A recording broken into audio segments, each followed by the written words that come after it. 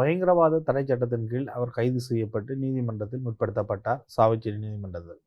எனினும் தடுப்பு காவல் உத்தரவினை பயங்கரவாத தடை சட்டத்தின் கீழ் பாதுகாப்பு அமைச்சர் என்ற ரீதியில் ஜனாதிபதி தான் கையொப்பம் வைக்க வேண்டும். அந்த கையொப்பத்தை அவர்கள் வைக்கவில்லை என்பதைத்தான் நீதி அமைச்சர் நாடாளுமன்றத்தில் குறிப்பிட்டிருந்தார். அந்த விடயத்தை தான் ஜனாதிபதியும் சிறிதரனுக்கு தெரிவித்திருந்தார்.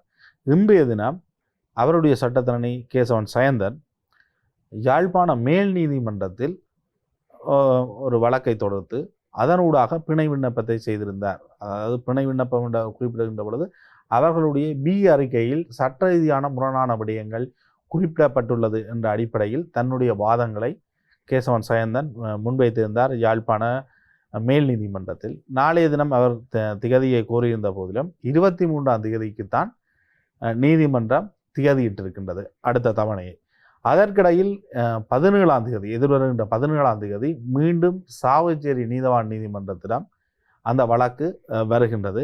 அன்றைய தினம் சங்கீதனம் முன்னிலைப்படுத்தப்படுவார். இன்றைய தினம் மேல் நீதிமன்றத்தில் சங்கீதன் முன்னிலைப்படுத்தப்படவில்லை. அவருடைய சட்டத்திறனியினால் ஒரு வழக்கு தாக்கல் செய்யப்பட்டது. பி அறிக்கையில் சட்டத்துக்கு முரணான விடயங்கள் சுட்டி காட்டப்பட்டிருக்கின்றது என்ற அடிப்படையில் தான். எனினும் இன்றைய தினம் பிணை கிடைக்கவில்லை. அதேபோன்று 17ஆம் திகதி பிணை கிடைப்பதற்கான வாய்ப்புகள் அதிகம் என்ற ரீதியில் தான் பார்க்கப்படுகின்றது. ஏனெனில் ஜனாதிபதி தடுப்பு காவலுக்கான உத்தரவை கையொப்பம் வைக்கப்படவில்லை என்று. உடனடியாக விடுதலை செய்யக்கூடிய நிலைமை என்பது இலங்கையில் இல்லை. இதனை நாங்கள் உயிர்த்த ஞாயிறு குண்டு தாக்குதலுக்கு முன்னர் இடம்பெற்ற ஒரு போலீஸ் கொலையுடன் முன்னாள் போராளி ஒருவர் கைது செய்யப்பட்டார். எனினும் உயிர்த்த ஞாயிறு தாக்குதலுக்கு பின்னர் அது சஹ்ரான் குழுவினரால் மேற்கொள்ளப்பட்டது என தெரிந்தாலும் உடனடியாக அவரை விடுதலை செய்ய முடியாமல் இருந்தது.